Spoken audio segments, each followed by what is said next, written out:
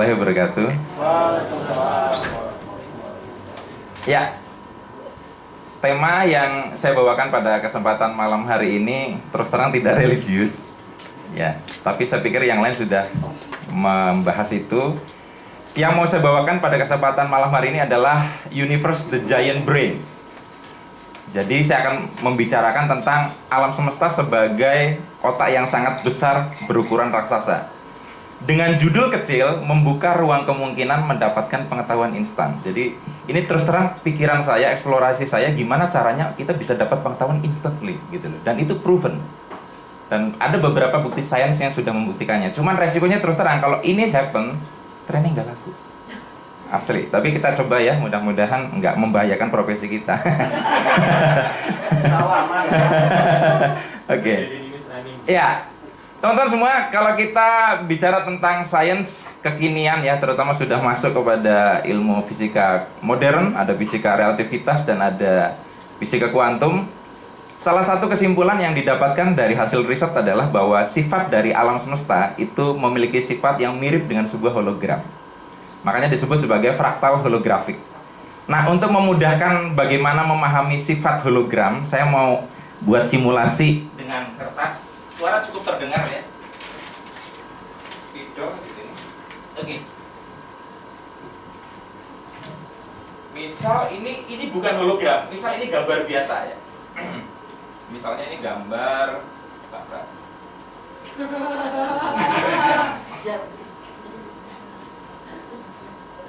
Ganteng amat ya. Ya. Kalau misalkan ini adalah sebuah gambar yang bukan sebuah hologram, dia akan memiliki sifat yang seperti ini. Kita misalnya potong jadi 4 bagian. Gak apa-apa ya Pak? Pak Pras dipotong-potong itu mutilasi. Iya, terus nginep sini nih Pak, ayo tidur di luar. Selamat. Ketika gambar yang bukan sebuah hologram kita bagi-bagi, maka kita akan mendapatkan setiap pecahan adalah bagian dari gambar utuhnya, betul ya? Sehingga ini kayak sebuah puzzle yang kalau disatukan akan jadi gambar utuh. Nah, alam semesta tidak berkarakter seperti ini yang menarik. Dia mirip sebuah hologram. Nah, bedanya dengan gambar yang tadi kalau diciptakan dengan teknik hologram, teman-teman bisa lihat di sini. Yang pakai laser macam-macam itu adalah bagaimana mengkonversi gambar dalam bentuk hologram. Hologram cara kerjanya sangat menarik. Anggap ini tetap gambarnya Pak Pras ya. Biasanya semakin mirip. Oh enggak. Kalau tadi ini di dalam imajinasi Anda, tidak harus saya buktikan di sini. Ketika gambarnya adalah sebuah hologram, yang menarik adalah ketika ini kita bagi misalnya jadi 2, jadi 4, masing-masing tidak berisikan pecahan dari gambar utuhnya, tetapi gambarnya utuh seperti tadi, gambar Pak Pras, tapi ukurannya lebih kecil. Sudah bisa ditangkap sampai sini. Dan tidak peduli seberapa kecil pun kita mengambil bagiannya, kita ambil segini. Di situ kita akan melihat Pak Pras dalam ukuran yang lebih kecil. Kita tidak peduli mengambil sekecil ini, kita pakai mikroskop tetap akan menemukan prasetya yang berada di situ gambarnya. Jadi sifat hologram adalah ketika kita membaginya, kita tidak menemukan pecahan, tapi kita menemukan keutuhan yang lebih kecil. Nah, alam semesta memiliki karakter yang sama dengan sebuah hologram. Jadi kalau misalkan gambar utuhnya itu sebuah alam semesta, kita pecah jadi galaksi, kita pecah jadi lebih kecil lagi jadi bintang, kita pecah lagi jadi planet sampai level atom, di mana manusia juga ada dalam struktur itu. Maka kita bisa katakan semuanya alam semesta yang sama, hanya ukurannya lebih kecil. Jadi kalau dari premis ini bisa kita katakan kita adalah alam semesta itu sendiri. So jalan terdekat untuk memahami alam semesta tidak jauh. Kita perlu memahami diri kita sendiri. Nah, asumsi yang liar itu berasal dari situ. Konsekuensinya karena kita adalah alam semesta itu sendiri, banyak kemiripan, similarity antara kita dengan alam semesta. Dan salah satu pemikiran liar para ilmuwan saat ini adalah bahwa alam semesta adalah sebuah otak yang berukuran raksasa. Jadi kita punya otak dan kita tinggal di dalam otak yang lebih besar. Salah satu bukti bahwa, ini banyak loh buktinya, salah satu bukti bahwa alam semesta itu mirip seperti otak. Anda bisa lihat gambar di sebelah kanan, itu adalah hasil eksplorasinya Mark Miller dari Brandeis University. Yang sebelah kiri adalah Kalau otak kita dibongkar, maka jejaring sarafnya seperti itu, tidak perlu dibuktikan. Ya, percaya saja, pasti seperti itu. Nah, yang sebelah kanan adalah simulasi menggunakan sebuah komputer yang sangat canggih tentang alam semesta. Kemudian di cropping sebagian kecil dengan ukuran yang relevan dengan gambar sebelah kirinya. Lalu disandingkan, para ilmuwan terkejut.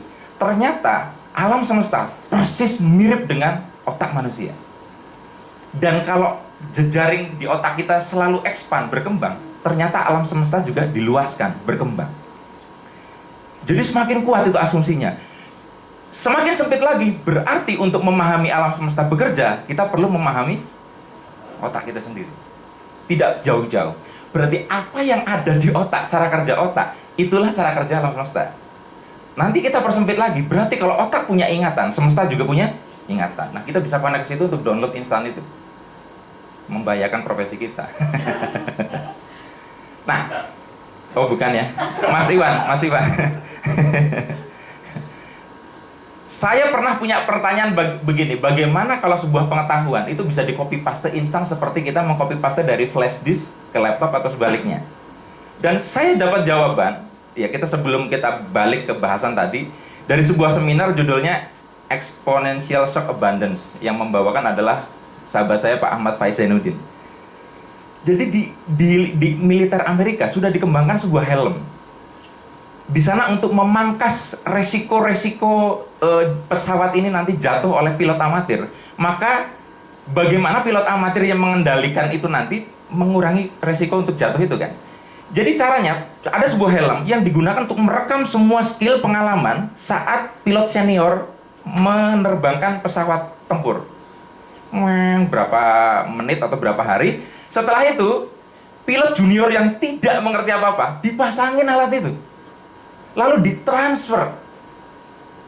Dan ternyata pilot itu seketika, walaupun nggak sama, bisa menyawai 60% dari skill pilot yang senior. Berarti kan bisa instan. Sehingga seterusnya berpikir liar waktu di ruangan itu. Berarti ada kalanya hafiz atau hafal Quran itu tidak lagi spesial. Karena Pak Pras hafal Quran, pakai helm itu saya pakai, saya langsung hafal Quran Pak. Jadi tidak ada istimewanya akhirnya. Tapi kalau teknologi sudah mengarah ke sini, ini keren sekali. Berarti ilmu NLP modelingnya jadi komplit. Jadi perlu ilmu NLP nggak nih jadinya? Kayak gitu. Oke, lanjut. Sekarang kita balik lagi. Kalau kita bicara tentang copy paste-nya antar orang, kita bicara bagaimana kalau kita ingin mengkopinya lebih luas lagi ke alam semesta. Asumsinya karena alam semesta adalah otak yang sangat besar, juga pasti memiliki ingatan. Nah, bukti lain yang sering kita lihat, pernah nggak Anda lihat berita di televisi atau mungkin di koran? Kan ada tragedi Bintaro itu dulu. Ada beberapa masyarakat yang malam-malam melihat seperti ada kereta yang lewat, kemudian ada suara orang teriak-teriak seperti sebuah penampakan. Itu sebetulnya bukan hantu, tetapi otak besar yang namanya semesta sedang recall memorinya sehingga menampilkan sebuah reality. Ketika suhunya pas, kelembapannya pas, kecepatan angin pas, semua variabelnya ceteris paribus sama dengan waktu itu terjadi, itu muncul lagi. Jadi hantu dan sebagainya fenomenanya itu sebenarnya recall memori dari semesta itu sendiri. Ya. Kalau kita mengacu pada penelitian Rupert Sheldrake ya, otak memiliki memori, maka alam semesta juga demikian. Dan yang menarik adalah semua makhluk sadar atau tidak, sengaja atau tidak, melakukan upload dan download ke situ. Kita setiap saat melakukan upload dan download di situ. Kita belum bicara download, kita melakukan upload tanpa disadari dan akhirnya mempengaruhi bagaimana semesta memperlakukan kita. Contoh paling gampang, saya ngamati dari fenomena sales. Beberapa alumni saya yang dia itu biasa ngejar target selalu akhir bulan, dia malas-malasan awal bulan, dan dia repetisi bertahun-tahun. Pada suatu ketika, dia gimana pun ceritanya selalu akan menutup omsetnya akhir bulan, entah dengan cara-cara yang aneh. Why? Karena ternyata repetisi itu membentuk satu struktur sirkuit di otak dia. Ini juga terkopi pada ingatan semesta bagaimana memperlakukan orang itu. Makanya orang yang udah biasa membiasakan, misalkan nih, merokok atau suka beli burung, hobinya dia, nggak punya duitnya dia, pasti bisa beli itu. Karena di-record. Nah, yang menarik, ketika sales ini mencoba untuk mengubah habitnya, oke lah saya mau nutup target awal bulan. Selalu nggak nemu solusi di awal bulan dan selalu di akhir. Why? Alam semesta masih still remember, orang ini selalu maunya di akhir. Itulah sebabnya kita udah ngubah habit, kenapa hidup nggak berubah?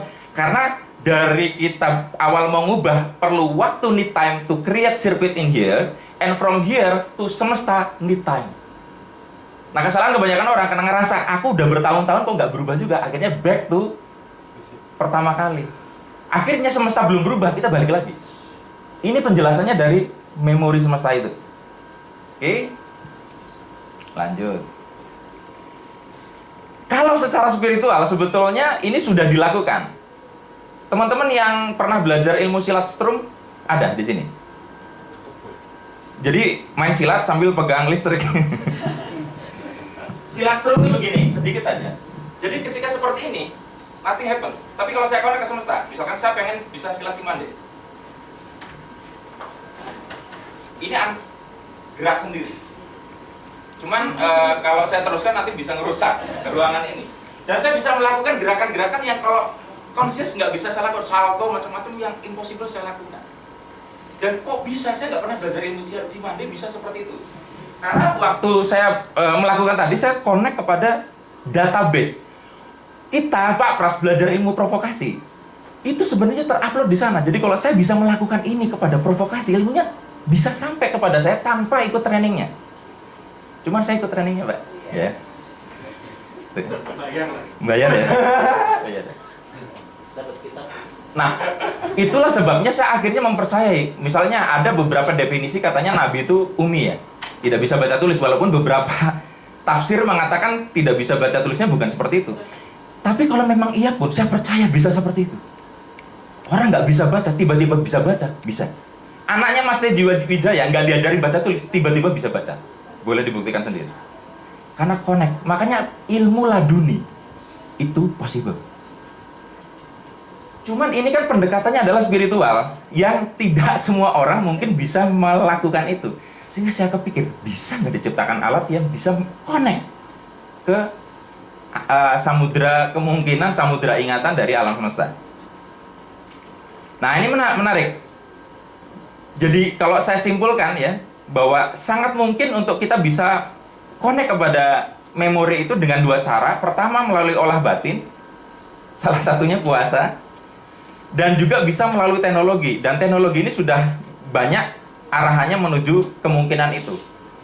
Salah satu tanda-tandanya adalah hal-hal yang mungkin dianggap tidak mungkin adalah contohnya pernah dengar sarung tangan Glovean nggak?